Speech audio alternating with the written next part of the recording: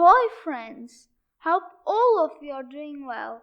Welcome to my channel Amazing World of Archie. The wait is over. Diary of a Wimpy Kid Big Shot, the book 16 of the Wimpy Kid series by Jeff Kinney is here, and I am back with another video to share the first look at the book Diary of a Wimpy Kid Big Shot, the book 16 of the Wimpy Kid series. So keep watching. Before I begin, don't forget to hit a thumbs up and hit the subscribe button if you are new to my channel. So without further delay, let's begin. Diary of a Wimpy Kid Big Shot by Jeff Kinney.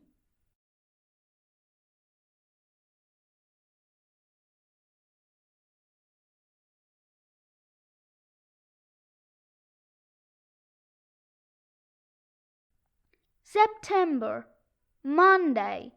I've heard that athletes are born with special genes that make them good at sports.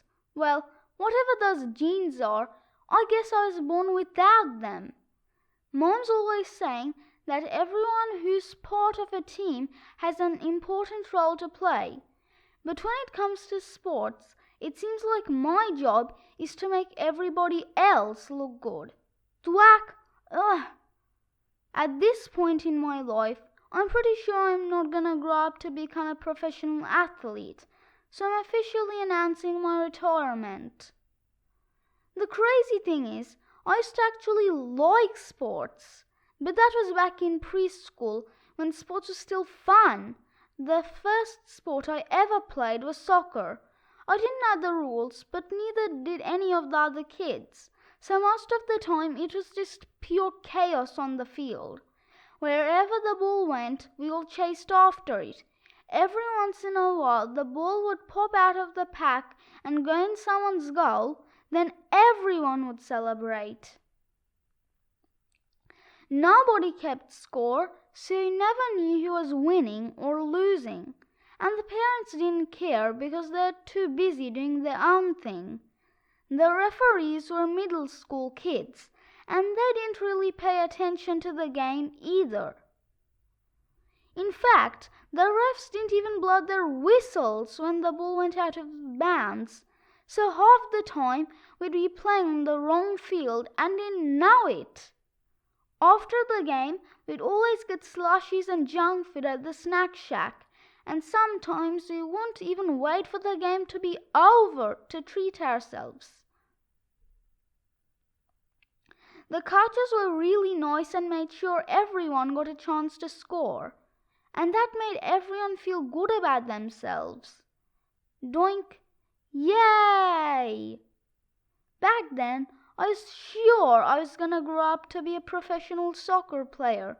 I even kept my rookie card in mint condition in case it turned out to be worth something one day. But when we got to kindergarten, everything changed. The refs started using their whistles, and they didn't let us do the kinds of things we got away with the year before. Tweet! That season, the refs blew their whistles almost every time I touched the ball. So when I was in the game, I'd stand in the corner of the field and pray the ball didn't roll to me. It's not like I was getting a lot of playing time in kindergarten anyway. The coach only put in the kids who are good, and the rest of us sat on the bench. Mom told me the reason the coach wasn't playing me was because I was his secret weapon, and he was saving me for a big moment. But I didn't understand that Mom was just trying to make me feel better about myself. So whenever the coach did put me in the game, I'd go there thinking I was hot stuff. Even the snack shack wasn't fun that year. Some parents complained that they're selling too much junk food, so they replaced the slushies and other sugary treats with healthy options. The slushie sales from the snack shack paid for the field upkeep, so that year the parks department could only afford to mow the grass once every 3 weeks, which really slowed the games down. After a bunch of kids got ticks from playing soccer in the long grass, they decided to end the season early, which was totally fine with me. Youch! I feel bad that I've never been good at sports because I think Dad was hoping I'd be a star athlete. Whenever he'd go to the library, he'd always come home with a stack of sports books. I'm sure there are kids who are into those types of stories, but that was never me. If you go to the library, you will find all sorts of books about kids who do amazing things and lead their teams to victory. But I never had any experiences like that, and I'll bet there are lots of kids out there just like me. So one of these days somebody should write a book for the rest of us. It's not like I've got anything against sports. I like them just fine, as long as I'm not the one playing. In fact, this summer I watched the Olympics on TV pretty much non-stop. It was Mom's idea for us to watch the games as a family. She says that these days everyone's in their own little bubbles, and sports is one of the only things that can still bring people together. But I think a little togetherness goes a long way. Mom says she loves the Olympics because they show what human beings are capable of at their best. But I like watching for the bloopers. Wow! Snap! I'm just glad it's somebody else out there and not me, because I'm sure I'd be nervous if I knew there were millions of people watching from home. And when you mess up in the Olympics, you're supposed to act graceful about it. But if I just spent 4 years of my life training and then made some dumb mistake, I'm pretty sure I'd have trouble smiling for the cameras. That's why I do one of the sports where you're part of a team, because then, when you screw up, it's harder for people to tell. Mind if I squeeze in with you fellas? In fact, if I was in the Olympics, I'd be in one of those events where a horse is involved, because then if something goes wrong, at least you'd have someone to blame. Things are going great until Thunderbolt here screwed up. But now that I think about it, that's probably the reason why horses sometimes act out. Kapow!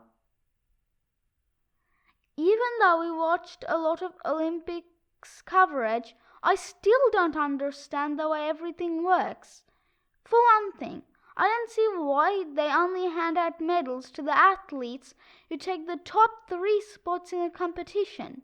It seems to me like they could keep going with the medals so everyone goes home with a prize. 15th place, aluminium medal, Greg Heffley. The way it is right now, they give you a gold medal if you take first place, silver if you take second, and bronze if you take third. But I feel like there's a pretty big step down between silver and bronze. At least gold and silver are worth something. But if you want a bronze medal, you'd be lucky to get a few bucks for it. I figured the moment your medal is the most valuable is right after you win it. So if I got one, I try to take advantage of the TV audience and find a buyer. This dazzling medal can be yours to own. Serious offers only. Greg Heffley, first-time medalist. During the medal ceremony, they have the top 3 athletes stand on a podium, and then they play the gold medalist's national anthem and make the other 2 athletes stand there and listen. But if I took silver or bronze, I'd pop in some earbuds so I could jam my own tunes. One of Mom's favorite things about the Olympics is when they tell the life stories of the athletes who are competing. Some of the stories are really inspiring because a lot of these athletes had to overcome tough challenges to get where they are. But if I ever made it to the Olympics, my story won't be all that inspirational. Whoa! Greg Heffley. Parents made him play sports. Mom keeps telling me that one day I could be an Olympian and I should start my Olympic journey now. But I'm pretty sure it's already too late for me.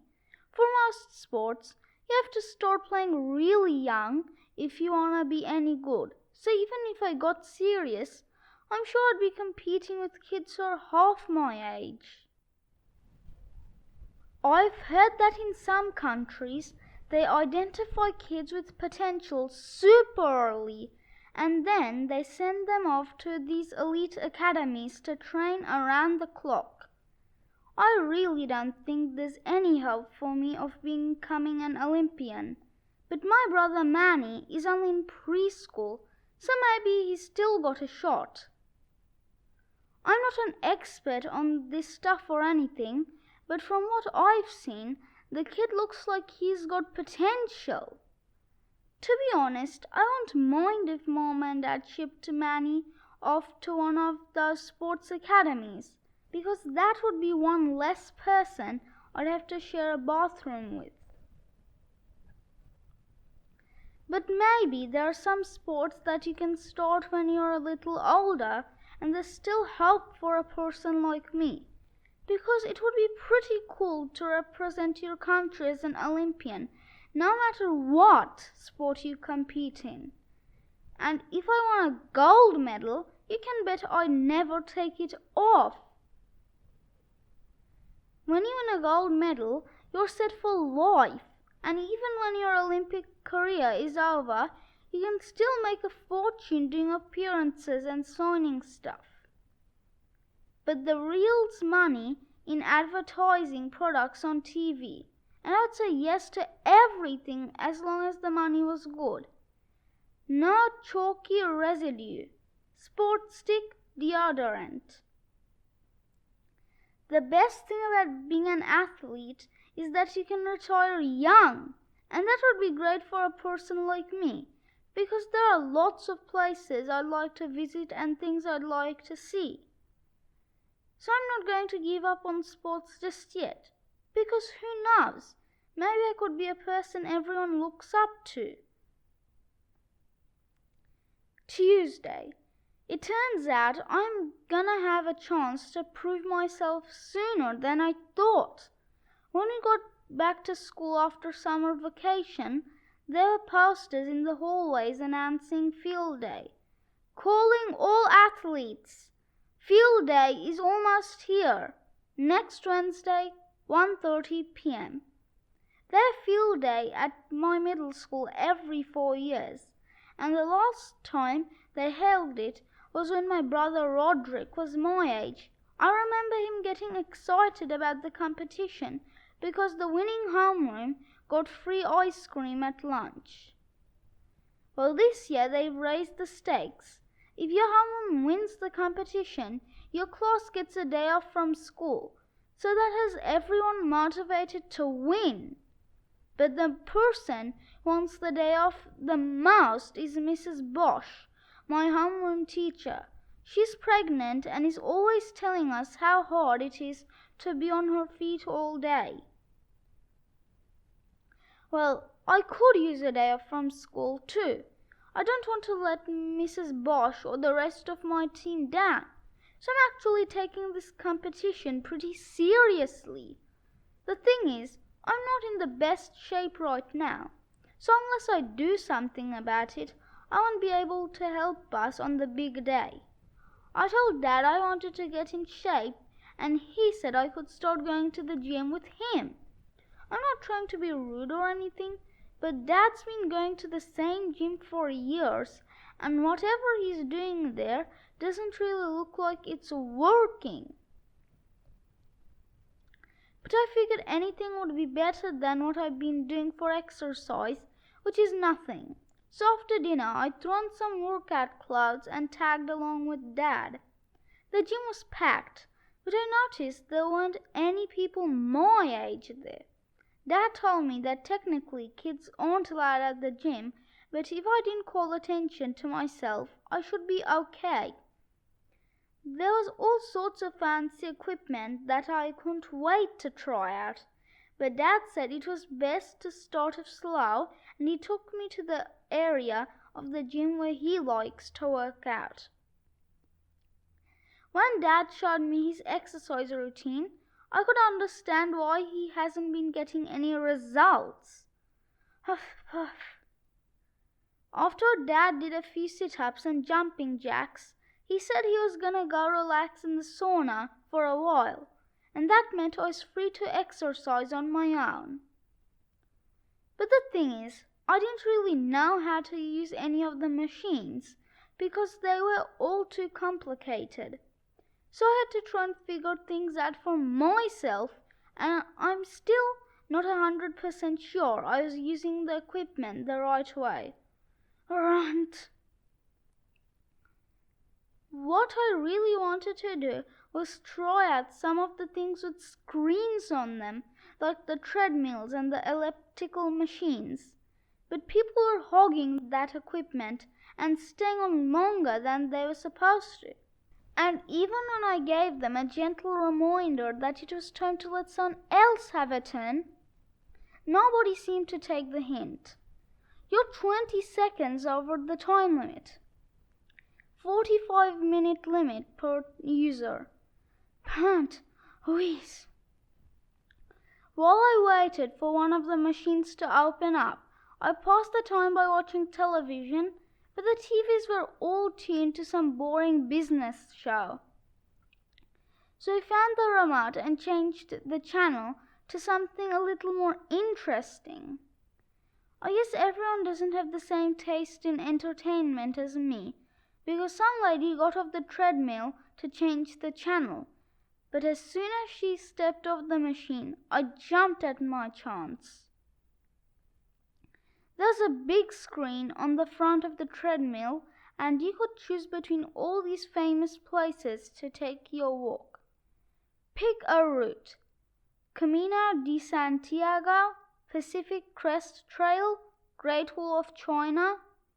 So I spent a few minutes trying to decide where I wanted to go. After I made my choice, the treadmill started moving, and I felt like I was actually walking along the Great Wall of China. But I guess the Great Wall is steep, and I was having trouble keeping up. So after a while, I put my feet on either side of the conveyor belt and took in the sights the easy way. I realized I wasn't making the most of my time at the gym, and I started feeling a little guilty about it. But I didn't know what I should do next, because I was running out of options. That's when I heard some weird noises coming from the other room, and I went to investigate. Grunt, grunt. It turns out there was a whole different area of the gym, and it looked like this was where all the serious people hung out. I wanted to look like these guys, but I didn't know how to get started. And then I went around asking for advice. I found out that nobody was in the mood for chit-chat. Groan. So how much weight is actually on this thing? After a while, I realized the people in there wasn't interested in helping a beginner like me, so I was on my own. And the first thing I had to decide was which muscles to start working on. I figured I should probably focus on my arms and chest because those are the muscles that make you look like you're in shape. So I decided I'd start with a few bicep curls and go from there. But I didn't want to overdo it because at lunch yesterday, Albert Sandy told us about this bodybuilder who blew out a bicep, and I sure didn't want that happening to me. Blam! It turns out I didn't need to stress about it because I couldn't even get any of the dumbbells off the rack. Grrr! I thought I might have better luck with the bench press, but I couldn't budge the barbell either, and I have to admit it, I was getting a little frustrated. Arrgh! By now, people were staring at me, and I didn't want to look like I didn't know what I was doing. So I started taking the weights of the barbell to make it a little lighter. But it turns out you're not supposed to take the weights of one side of the barbell all at once, because when you do, everything slides off the other side, and apparently people in the weight room don't like loud noises. Crash! So I guess that's the reason why they don't let kids in the gym. But it doesn't seem right that they kicked Dad out too, because he really has been a loyal member. Slam! Thursday. Mom said that when it comes to getting in shape, exercise is only half the picture. She said nutrition is just as important, and she'd be happy to teach me a few things about eating right if I really wanted to learn. I didn't feel like getting a lecture about food, but I jumped at the chance to go with her to the grocery store. And that's because I wanted to help pick out the food we'd have in the pantry. Whenever Manny goes to the store with Mom, he picks the things he wants, and that's why we have all this random stuff in our cabinets. No offense to Mom or anything, but she's terrible at picking out snacks. She always buys healthy stuff that tastes awful, and she won't buy any new snacks until we've eaten all the old ones. So lately, I have been having my best friend Rowley over for tasting parties to help me clear space in the cabinets. When we got to the grocery store today, I split off from Mom, then loaded up the cart with a bunch of my favorites. Then I grabbed a few healthy items just to make Mom happy. But it turns out my idea of health food isn't the same as Mom's. When we met back up, she went over each item I picked at and explained why it wasn't good for me. She held up a bottle of fruit juice, which I thought was a pretty solid choice on my part. But Mom said it was full of sugar, and there wasn't any nutritional value to it. I told Mom she was wrong, because there was a picture of tons of different fruits right there on the bottle. Then Mom showed me the label, and I couldn't believe they can even get away with that. Berry Bonanza contains no actual fruit juice. Mom said that if you really want to know what's in the food you buy, you have to read the list of ingredients. And she told me the cans of Chef Marinara pasta I had in the cart was full of all sorts of chemicals. But I knew Mom was wrong about that one, because I've seen the Chef Marinara ads on television that show him making his pasta by hand in old Italy. Mom showed me the small print on the back of the can, which said the food was made in a factory in Detroit. She said Chef Marinara probably wasn't even a real person, and they just hired an actor for those TV ads. Well, that made me feel pretty stupid for dressing up as Chef Marinara in our wax figure exhibit at school last year. Then I started to wonder if Rotten Rudy was a real person, because those Rotten Rudy TV ads scared me into drinking a gallon of milk every day. Don't be like Rotten Rudy. Drink milk. Should have drank milk.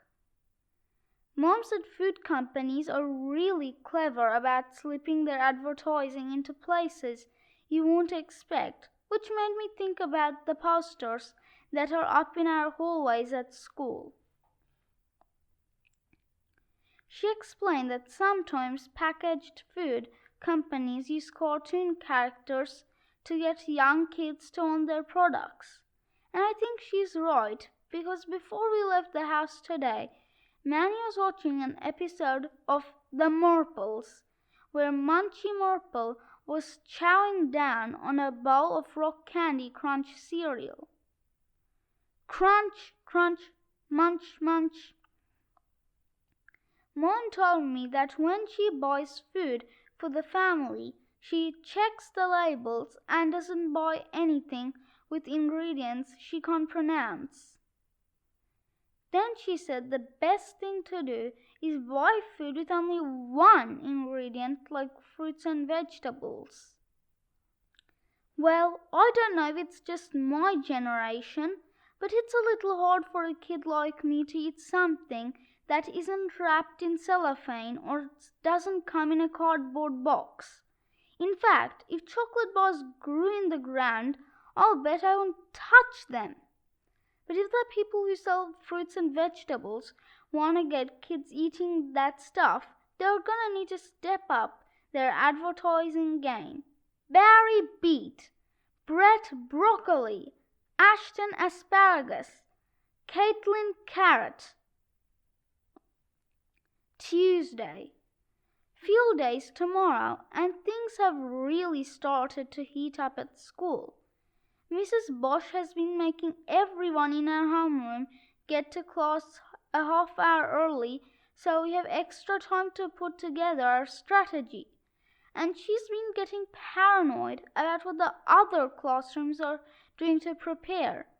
So today she sent Ladavian Mills up into the ceiling so he could spy on Mrs. Drew's homeroom next door. But it turns out that ceiling tiles aren't strong enough to hold a person's weight. Whoa! The homeroom Mrs. Bosch is most worried about is Mrs. Epstein's, because she's got a bunch of athletes in her class, and one of the kids is Jesse Range, who stayed back in 8th grade twice just so he could compete in field day one more time.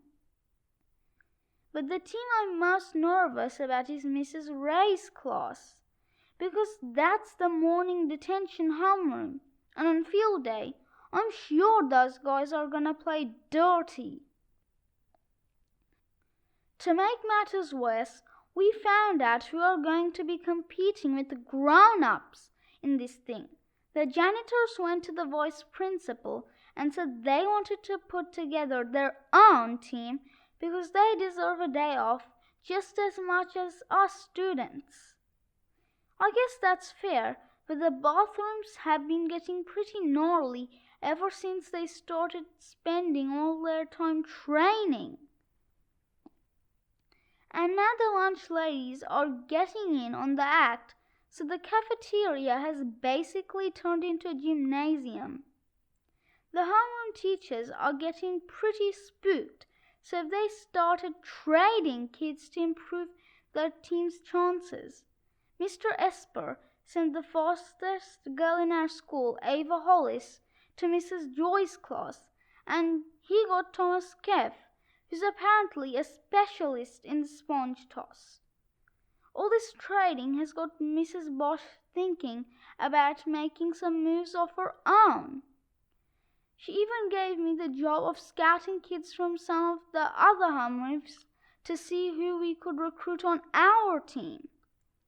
That's why it stung when Mrs. Bosch traded me and 2 other kids for Jesse Range and threw in a pack of dry erase markers to close the deal. That's it for this time. Hope you enjoyed a look at the book. Get your copy of a Wimpy Kid Big Shot soon, and stay tuned to my channel for more updates on the popular books. Bye for now.